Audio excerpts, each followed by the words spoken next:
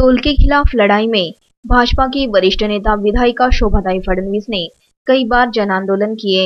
आखिरकार उन्हें टोल के खिलाफ इस लड़ाई में सफलता मिली है। 20 मार्च को चंद्रपुर नागपुर महामार्ग स्थित ताडाली टोल नाका को बंद करने के आदेश दिए गए। ठेका कंपनी द्वारा दायर याचिका पर मुंबई उच्च न्यायालय की नागपुर खंडपीठ ने अंतिम सुनवाई करते हुए टोल नाका बंद करने के आदेश दिए। समयावधि खत्म होने के बावजूद टोल वसूली तथा फर्जी रसीदों को लेकर जन आंदोलन किया गया था। इसके बाद राज्य सरकार टोल वसूलने पर रोक लगाती थी। इसके खिलाफ ठेका कंपनी ने अदालत में याचिका दायर की थी। अदालत के निर्णय से भाजपा नेता व जन आंदोलन को सफलता मिली है। अदालत का निर्णय आते ही टोल नाके से वसूली बंद कर दी गई।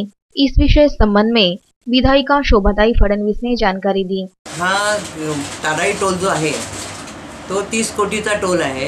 त्यांनी 50 कोटी लावले, नंतर 168 कोटी मागितले, मग 158 कोटी मागितले, नंतर 71 कोटी मागितले।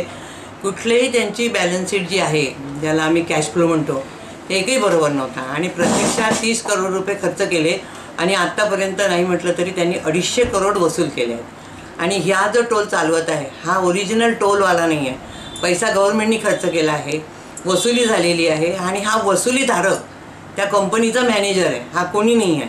असं असून सुद्धा हा मोठ्या प्रमाणात चोऱ्या करून टोल वसुली करत होता।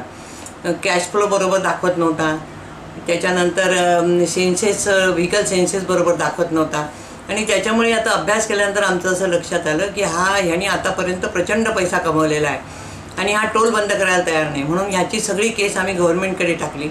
मग PWDने याच्यावर इन्क्वायरी केली। इन्क्वायरी करून त्यांनी तो टोल 1 डिसेंबरपासून बंद केला होता, म्हणजे स्थगित केला होता।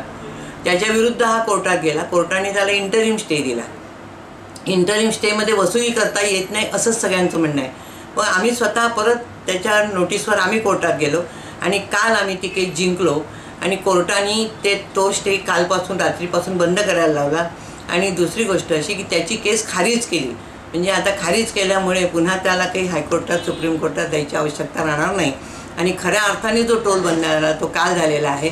आणि आज आम्ही येताना सुद्धा त्यांना सांगितलं की तुम्ही टोल सुरू करू नका, कोर्टाची बदनामी होईल, त्यामुळे तो टोल आम्ही आता बंद करून येतो। टोल यशस्वी करण्याचं काम महाराष्ट्रामध्ये आम्ही केलेलं आहे। असे आता पुढचेही टोल बंद करण्याचं आमची स्कीम आहे।